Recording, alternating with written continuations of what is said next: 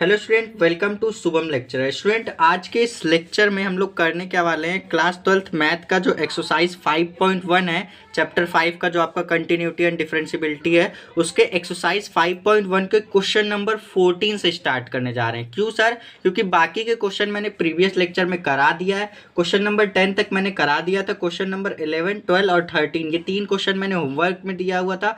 आप लोग कमेंट करके बताइए कि आपसे हो गया है वो तीनों क्वेश्चन, कि मैं आपको फिर से वो मतलब जो क्वेश्चन मैंने होमवर्क के लिए दिया हुआ था वो मैं फिर से करा दूं। क्योंकि ऐसा पॉसिबल नहीं है, अगर मैं सारे क्वेश्चन कराने लगूंगा तो सारे क्वेश्चन तो मैं करा दूंगा, कोई दिक्कत नहीं है, लेकिन आपका बहुत समय चला जाएगा, आपका सिलेबस कंप्लीट नहीं हो पाएगा। वैसे भी सिलेबस लेट चल रहा है, तो आप ध्यान रखिए, थोड़ा सा आपको भी थोड़ा सा कॉम्प्रोमाइज करना पड़ेगा। जितने क्वेश्चन मैं सॉल्व कराता हूँ, अगर उसी मेथड पे अगला क्वेश्चन है तो आप खुद से ट्राई करिए ना। सारे क्वेश्चन अगर मैं सॉल्व कराने लगूंगा फिर आपका सिलेबस कंप्लीट नहीं हो पाएगा। आपके एग्जाम में बहुत ही कम समय बचा हुआ है, इसलिए हम लोग धीरे धीरे करते हुए सारे चैप्टर को पढ़ेंगे। तो जो क्वेश्चन मैं आपको देता हूँ करने के लिए, ऐसा नहीं कि डिफिकल्ट दे देता हूँ, उस पर मैंने कॉन्सेप्ट बता करके अच्छी तरीके से अगर आप उससे रिलेट करके भी सॉल्व करोगे तो डेफिनेटली सॉल्व हो जाएगा। तो ये मत सोचना कि सर सारे क्वेश्चन सॉल्व करा दो, मैं कराने को करा दूंगा, फिर आप लोग कमेंट करके बताओ कराऊं कि ना कराऊं, फिर सिलेबस कंप्लीट करने की जिम्मेदारी मेरी नहीं रहेगी। क्योंकि सारे क्वेश्चन कोई भी टीचर सॉल्व नहीं कराता, चाहे आप कोचिंग में पढ़ लो, स्कूल में पढ़ लो, ऑनलाइन पढ़ लो,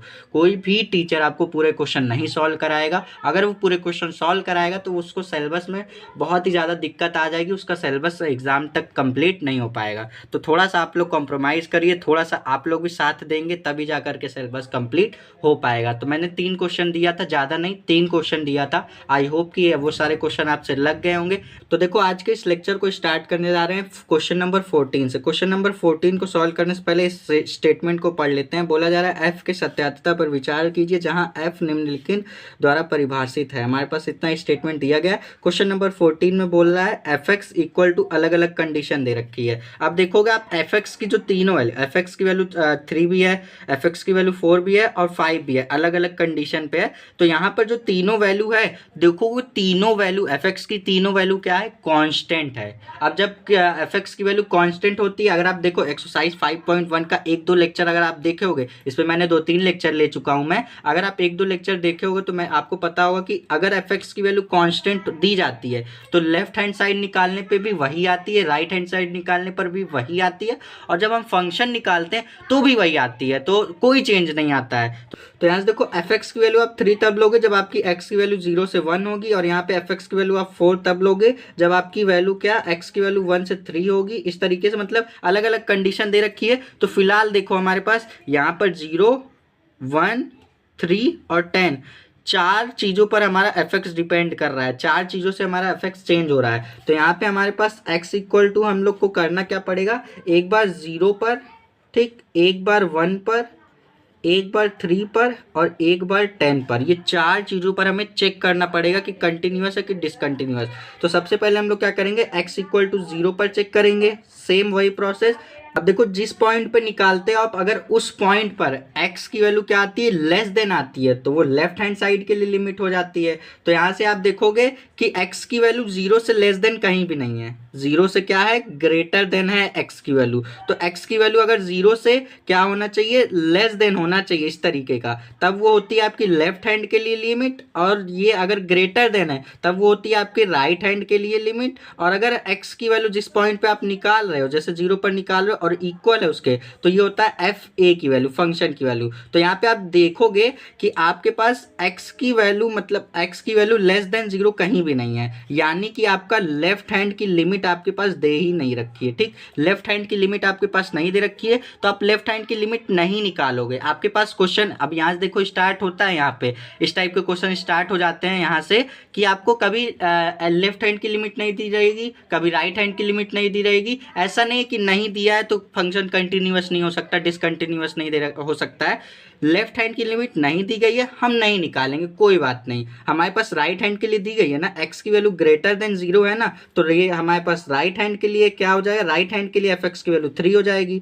तो राइट हैंड के लिए लिखेंगे लिमिट h टेंस टू 0 और लिखते हैं हम लोग प्लस, उसके बाद लिखते हैं फंक्शन लिख करके a माइनस एच करते हैं, a का काम 0 कर रहा है तो 0 माइनस एच करेंगे, तो ये हमारे पास आएगा लिमिट h टेंस टू 0 और प्लस उसके बाद f माइनस एच आएगा। देखो x इक्वल टू 0 के लिए राइट हैंड के लिमिट के लिए fx की वैल्यू क्या लेंगे, fx की वैल्यू क्या लेंगे, देखो 3 लेंगे, fx की वैल्यू 3 लेंगे। तो अगर मैं आपसे बोलूं f माइनस एच आप निकालो तो ये भी क्या आएगा, 3 आएगा, क्योंकि यहाँ पे 3 एक कांस्टेंट है, यहाँ पे कोई x का फंक्शन नहीं है। x होता तब हम x के प्लेस पे माइनस एच रखते। तो यहाँ पे देखो fx की वैल्यू अगर 3 है तो अगर आपसे मैं f2 बोलूँ, f3 बोलूँ, fh बोलूँ, f माइनस एच बोलूँ तो वो 3 ही आएगा, क्योंकि fx की वैल्यू कांस्टेंट है ना, तो वो कांस्टेंट कैसे चेंज हो जाएगा। तो ये बात रही, हमारे पास fh की वैल्यू भी क्या आएगी, 3 ही आएगी। तो ये हमारे पास राइट हैंड लिमिट क्या आ गई, हमारे पास राइट हैंड लिमिट 3 आ गई।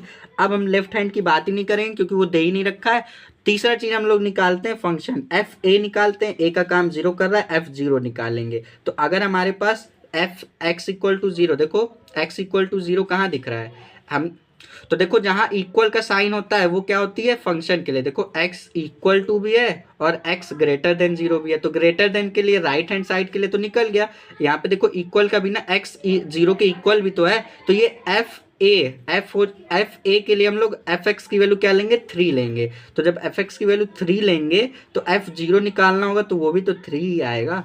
f0 आप निकालोगे फिर भी वो 3 आएगा, क्योंकि मैंने बोला ना fx की वैल्यू अगर कांस्टेंट है तो आप f2 निकालो, f3 निकालो, f0 निकालो, सब की वैल्यू क्या आएगी, वही आएगी। ठीक, तो f0 की वैल्यू भी क्या आ गई, 3 आ गई। तो राइट हैंड लिमिट भी आपका 3 आ गया और f0 भी 3 आ गया। तो इस कंडीशन में क्या हो जाएगा, ये कंटिन्यूअस यानी कि सतत हो जाएगा। सर हमारे पास लेफ्ट हैंड लिमिट नहीं दे रखा, कोई बात नहीं, हम उस पर बात ही नहीं करेंगे। हमारा देखो ये दोनों मैच हो रहा है तो हम कह देंगे कंटिन्यूअस है। समझ गए ये क्वेश्चन। अब देखो इसी तरीके से एक और बता दे रहा हूं, 1 पे निकालना बता दे रहा हूं, 3 पे और 10 पे आप खुद से निकाल सकते हो। देखो कैसे करेंगे, x इक्वल टू हम लोग किस पर, अब 1 पर निकाल लेते हैं। अब x इक्वल टू 1 पर निकालने के लिए देखो, x इक्वल टू 1 पर निकालने के लिए x की वैल्यू 1 से जहां ग्रेटर देन होगी वो राइट हैंड के लिए fx का काम क्या करेगा। देखो x की वैल्यू ग्रेटर देन 1 है तो यहाँ पे देखो आपके पास x की वैल्यू 1 से लेस देन है तो लेफ्ट हैंड साइड के लिए fx का काम 3 करेगा, और यहाँ पर x की वैल्यू क्या 1 से ज़्यादा है, ग्रेटर देन है, तो राइट हैंड साइड के लिए fx की वैल्यू ये, तो ये fx की वैल्यू लेफ्ट हैंड साइड के लिए 3 और राइट हैंड साइड के लिए fx की वैल्यू 4। तो यहाँ पे x इक्वल टू 1 पर निकालने के लिए सबसे पहला हमारे पास लेफ्ट हैंड लिमिट दे रखा है, तो हम सबसे पहले लेफ्ट हैंड ही लिमिट निकालते हैं। तो लिखते हैं लिमिट और लिखते हैं h टेंड्स टू 0 माइनस, उसके बाद लिखते हैं f a माइनस एच लिखते हैं। तो a का काम 1 कर रहा है तो 1 माइनस एच कर दिया। अब देखो लेफ्ट हैंड साइड के लिए x इक्वल टू 1 पर लेफ्ट हैंड साइड के लिए fx की वैल्यू क्या लेंगे, जहां पर देखो लेस देन हो, x की वैल्यू 1 से लेस देन यहीं पे दिख रही है ना, तो fx की वैल्यू 3 लेंगे। fx की वैल्यू 3 लेंगे जब, तो अगर हमें f1 माइनस एच निकालना हो तो भी 3 आएगा। मैंने क्या बताया, कुछ भी कर लो आएगा वो 3 ही, क्योंकि यहाँ पर अगर x होता तब तो x के प्लेस पे हम लोग 1 माइनस एच करते, लेकिन यहाँ पर एक कांस्टेंट नंबर दे रखा है तो ये 3 ही आएगा। तो इसकी वैल्यू भी क्या आ जाएगी, लेफ्ट हैंड साइड के लिए भी वैल्यू 3 आ जाएगी। अब राइट हैंड साइड हम लोग निकालते हैं, राइट हैंड साइड निकालेंगे तो राइट हैंड साइड के लिए क्या करते हैं, लिखते हैं लिमिट और लिखते हैं h टेंड्स टू 0 प्लस और लिखते हैं f a plus H, a का काम 1 कर रहा है 1 प्लस एच कर देंगे। उसके बाद देखो राइट हैंड साइड के लिए fx की वैल्यू क्या, राइट हैंड साइड कहाँ होता है, जब जिस पॉइंट पर आप निकाल रहे हैं x पर निकाल रहे हैं, x पर जिस पॉइंट पर आप निकाल रहे हैं x की वैल्यू उससे ज़्यादा हो, 1 पर निकाल रहे हैं, देखो 1 से वैल्यू क्या है, ज़्यादा है, तो fx की वैल्यू 4 लेंगे। तो लिखा fx इक्वल टू, अगर हमें 4 है दे रखा है तो अगर हमें f1 प्लस h निकालना हो तो ये भी 4 आएगा। तो यहाँ पे हमारे पास राइट हैंड साइड के लिए भी क्या आ गया, 4। अब देखो जब लेफ्ट हैंड साइड और राइट हैंड साइड ये दोनों मैच ही नहीं कर रहा है तो फंक्शन निकालते ही नहीं, आगे क्वेश्चन को सॉल्व करने की जरूरत ही नहीं। यहीं पर हम कह देंगे कि ये क्या है, डिसकंटिन्यूअस। कैसे कहेंगे, लिखेंगे left hand limit not equal to right hand limit. अब इस कंडीशन में ये क्या हो जाएगा, ये असतत यानी कि डिसकंटिन्यूअस हो जाएगा। तो ये हमारे पास इस क्वेश्चन का हो जाएगा फाइनल आंसर। अब x इक्वल टू 3 पर, लेकिन थोड़ा सा स्पीड में करेंगे। ठीक, अब x इक्वल टू 3 पर करते हैं, x इक्वल टू 3 पर करेंगे ना। अब देखो x इक्वल टू 3 पर यहाँ पर x की वैल्यू क्या है, 3 से लेस देना है, तो ये किसके लिए हो गई, लेफ्ट हैंड साइड के लिए fx की वैल्यू 4। तो लेफ्ट हैंड साइड निकालेंगे, लेफ्ट हैंड साइड निकालेंगे जिसके लिए एफ एक्स की वैल्यू क्या लेंगे 4 लेंगे। तो लिखते हैं limit h tends to 0 minus और फंक्शन लगा करके a माइनस एच करते हैं, तो a का काम 3 कर रहा है, 3 माइनस एच कर देंगे। तो एफ एक्स की वैल्यू 4 है, तो अगर हमें एफ 3 माइनस एच निकालना हो तो ये भी 4 आएगा। फालतू इतना प्रोसेस कर रहे हैं, डायरेक्ट भी लिख सकते हो आप। तो लिखा 4, अब ये 4 आ गया। अब राइट हैंड साइड के लिए क्या करेंगे, राइट हैंड साइड अगर हमें x इक्वल टू 3 पर निकालना हो तो सबसे पहले इसको लिखते हैं लिमिट h टेंस टू 0 और प्लस फंक्शन लगा करके a प्लस एच करते हैं, तो a का काम 3, 3 प्लस एच करेंगे। अब देखो राइट हैंड साइड के लिए एफ एक्स की वैल्यू क्या होगी, तो यहाँ पर देखो x की वैल्यू 3 से कम दे रखी थी, लेकिन यहाँ पर देखो x की वैल्यू 3 से ज़्यादा दे रखी है, ग्रेटर देन का साइन लगा हुआ है ना, और इक्वल का भी लगा हुआ है। तो राइट हैंड साइड के लिए एफ एक्स की वैल्यू 5 लेंगे। तो राइट हैंड साइड के लिए एफ एक्स की वैल्यू क्या लेंगे, ये लेफ्ट हैंड साइड के लिए था, राइट हैंड साइड के लिए एफ एक्स की वैल्यू क्या लेंगे, एफ एक्स की वैल्यू 5 लेंगे। तो अगर हमें f3 प्लस एच निकालना हो तो ये भी 5 आएगा। तो यहाँ पे आप देखो left hand side right hand side match ही नहीं हो रहा है, तो इस कंडीशन में हम लोग फंक्शन निकालते ही नहीं है, यहीं पे कह देते हैं left hand side not equal to right hand side. तो ये हो जाएगा हमारे पास x इक्वल टू 3 पर। अब उसी तरीके से लास्ट हमारा बचता है, अब x इक्वल टू 10 पर भी चेक कर लेते हैं, कुछ भी नहीं छोड़ूंगा क्योंकि आप लोग नाराज हो जाते हो, मैं देखा हूँ। ठीक, तो x इक्वल टू हम लोग क्या करते हैं 10 पर भी सॉल्व कर लेते हैं। तो यहाँ से देखो x इक्वल टू हम लोग 10 पर भी निकालते हैं, तो x इक्वल टू 10 पर निकालने के लिए सबसे पहले लेफ्ट हैंड लिमिट निकालते हैं, इसको डायरेक्ट देखते हैं। x इक्वल टू 0 के लिए एफ एक्स की वैल्यू क्या लेंगे, x इक्वल टू x की वैल्यू क्या, अगर 10 से लेस देन हो तो देखो 10 से लेस देन के लिए एफ एक्स की वैल्यू यहीं पे दिख रही है, x की वैल्यू देखो। तो यहाँ से देखो आप x की वैल्यू क्या है 10 से लेस देन है, तो इस कंडीशन में F x left hand side के लिए एफ एक्स की वैल्यू 5 लेंगे, और यहाँ पे इक्वल है, तो इक्वल है तो एफ ए की वैल्यू भी क्या लेंगे 5 लेंगे। ठीक, और हमारे पास राइट हैंड साइड के लिए कहीं नहीं दे रखा है, देखो x की वैल्यू कहीं 10 से ज़्यादा दिख रही है क्या, इसमें भी नहीं दिख रही, इसमें भी नहीं दिख रही, इसमें भी नहीं दिख रही है। तो x की वैल्यू जब 10 से ज़्यादा होगी तब राइट हैंड साइड के लिए दिया होगा, लेकिन इसमें हमें x इक्वल टू 10 पर राइट हैंड साइड के लिए हमारे पास लिमिट नहीं दे रखी है, लेफ्ट हैंड साइड दे रखा है, क्योंकि x की वैल्यू 10 से कम दिख रही है तो लेफ्ट हैंड साइड के लिए, और इक्वल दिख रही है तो एफ ए के लिए दे रखा है। तो हम लोग क्या सबसे पहले निकालेंगे लेफ्ट हैंड साइड, इसको लिमिट h टेंस टू, उसके बाद f 10 माइनस एच करेंगे। तो लेफ्ट हैंड साइड के लिए एफ x की वैल्यू क्या दे रखी है 5, हमारे पास क्या दे रखी है 5 दे रखी है। ठीक, तो अगर हमें क्या निकालना हो f 10 माइनस एच निकालना हो तो ये भी 5 आएगी। राइट हैंड साइड दे नहीं रखा है, अब f हमें क्या निकालना हो f10 निकालना हो, तो f10 इक्वल टू का साइन देखो कहाँ पर है, इक्वल टू का साइन यहाँ पर भी x इक्वल टू भी 10 है और x लेस देन भी 10 है। ठीक, तो इक्वल टू के लिए ये एफ एक्स की वैल्यू 5 लेंगे, तो f10 के लिए भी वैल्यू क्या, एफ एक्स की वैल्यू जब 5 दे रखी है, तो अगर हमें f10 निकालना हो तो ये भी 5 आएगा, तो ये भी 5 आ गया। तो लेफ्ट हैंड साइड बराबर है f10, अगर ये दोनों बराबर हैं तो ये कंटिन्यूअस, राइट हैंड साइड नहीं दे रखा है उसकी बात ही नहीं करेंगे। तो यहाँ पर देखो ऐसे एक एक पार्ट करते करते देखो बहुत ज़्यादा समय लग गया, एक ही क्वेश्चन में बहुत टाइम लग गया। अगर हम 2 ही पॉइंट पर अगर मैं आपको बता देता x इक्वल टू मैंने 0 पर बता दिया, 1 पर बता दिया, 3 और 10 पर अगर आप पे छोड़ देता तो सोचो कितना टाइम बचता ना, फालतू का टाइम वेस्ट हो गया। अब फिलहाल चलते हैं हम लोग अपने नेक्स्ट क्वेश्चन की तरफ।